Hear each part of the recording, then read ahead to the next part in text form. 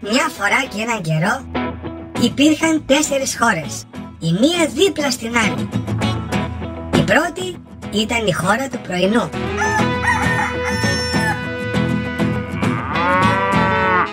Η χώρα αυτή ήταν η πιο γλυκιά χώρα του κόσμου όταν τη μοιράζονταν οι άνθρωποι με αυτούς που αγαπούσαν. Οι υπήκοοι της ξύπνουσαν νωρίς. Αμέσως μετά έπλαιναν το πρόσωπό τους και βούρδιζαν τα δοντάκια τους. Αν και υπήρχαν μερικοί κατεργάριδες που το ξεχνούσαν. Ύστερα ετοίμαζαν το πιο ωραίο και το πιο νόστιμο πρωινό του κόσμου επάνω στο τραπέζι. Γάλα, ψωμί, βούτυρο, μαρμελάδα, φράουλα, βερίκοκο, ροδάκινο. Ο καθένας είχε την αγαπημένη του γεύση, βλέπετε. Μέλι, πραλίνα, σοκολάτα, κέικ, κουλουράκια, κρουασάν, δημητριακά, κρέπες, βάφλες, τηγανίτες, τυριά, ζαμπόν, πίτες, φρούτα και όλα τα καλά της πλάσης. Έτσι για να τα βλέπουνε όλα μαζί χρωματιστά και να χαίρονται. Έστω κι αν έτρωγαν βιαστικά μόνο μία φρυγανιά. Και πήγαιναν οι μεγάλοι στη δουλειά τους χαρούμενοι και τα παιδιά στο σχολείο τους χορτάτα και χαμογελαστά.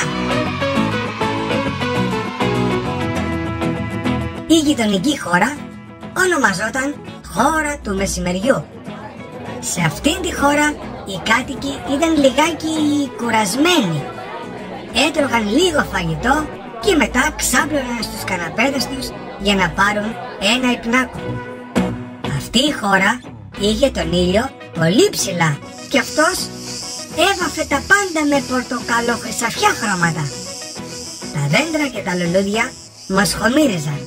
Όλη η πλάση ησύχαζε και οι άνθρωποι πήγαιναν να ξεκουραστούν για να προετοιμαστούν για το ταξίδι τους στην διπλανή χώρα.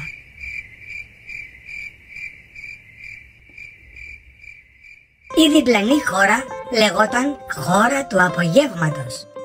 Ήταν σαν να βρίσκεται στο Μοντε Κάρλο, η χώρα του παιχνιδιού και του παγωτού, του μυρωδάτου καφέ και της καραμέλας. Η χώρα των γλυκών και των περιπάτων. Το κλίμα εδώ ήταν ιδιαίτερα χαρούμενο. Όλοι περπατούσαν ανέμελοι. Έδειχναν ο ένας τον άλλον όμορφα τοπία και μέρη για να καθίσουν και έβγαιναν πολλές φωτογραφίες. Τα παιδάκια έπαιζαν μέχρι τελικής πτώσεως και μετά ετοιμάζονταν για όνειρα γλυκά. Οι μεγάλοι ανυπομονούσαν για το ταξίδι τους στην 4η χώρα. Η 4η χώρα ήταν η χώρα του βραδιού. Διαβατήριο για αυτήν τη χώρα είχαν μόνο οι μεγάλοι. Βλέπετε, ήταν η πιο μοιραία και μαγευτική χώρα. Οι γυναίκες έβαζαν αρώματα και φορούσαν πανέμορφα φορέματα και τακούνια και οι άντρες ξερίζονταν και έβαζαν τα σακάκια τους. Μετά πήγαιναν μαζί για χορό. Ήταν η ώρα του ταγκό και του μάμπο. Ύστερα, ξεθεωμένοι από τον πολύ χορό, κοιμούνταν ευτυχισμένοι και ονειρευόταν την επόμενη επίσκεψή τους σε αυτήν την θεσπέσια χώρα. Μετά από πολλά χρόνια, καθώς οι άνθρωποι έγιναν ιδιαίτερα πολυάσχολοι και βιαστικοί, τα σύνορα των χωρών αυτών διευρύνθηκαν τόσο πολύ ώστε κόλλησε η μία δίπλα στην άλλη. Μάλιστα από το πολύ το σπρώξιμο έχασαν το χ τους και από χώρες έγιναν ώρες. Αυτό είχε τα καλά του, επειδή έτσι οι υπήκοοι κάθε χώρας μπορούσαν να ταξιδεύουν ευκολότερα και γρηγορότερα. Δημιουργήθηκαν βέβαια και κάποια τεχνικά προβλήματα, καθώς υπήρχαν μερικά καλικαντζαράκια που ήθελαν να επισκέπτονται την ώρα του βραδιού, παρόλο που έπρεπε να κοιμούνται τότε, και μερικοί κατεργάριδες που ήθελαν να τρώνε παγωτό σε κάθε ώρα. Αλλά αυτά ήταν χαριτωμένα προβλήματα. Και έτσι οι υπήκοοι αυτών των χωρών, των μετέπειτα ονομαζόμενων ωρών, ζούσαν μαζί αγαπημένοι και ευτυχισμένοι. Αργότερα οι ώρες αυτές πολλαπλασιάστηκαν και από 4 έγιναν 24. Στη συνέχεια συνενώθηκαν και αποτέλεσαν το κράτος της ημέρας και της νύχτας, που έπειτα δημιούργησε την Ήπειρο του 24ωρου. Οι άνθρωποι αγαπούσαν τόσο πολύ αυτές τις χώρες, τις μετέπειτα ονομαζόμενες ώρες, που τους έγιναν πολύτιμες.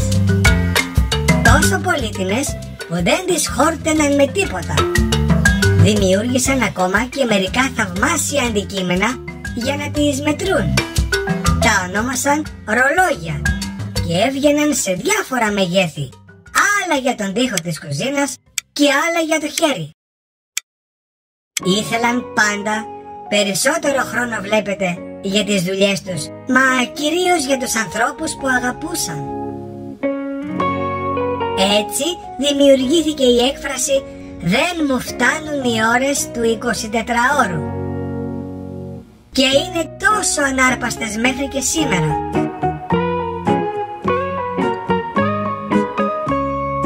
Αγαπητά μου παιδιά, αγαπητοί μου φίλοι, η ιστορία μας κάπου εδώ τελείωσε. Ελπίζω να σας άρεσε και να την ξανακούσετε. Μέχρι την επόμενη φορά που θα τα ξαναπούμε, γεια και χαρά σας!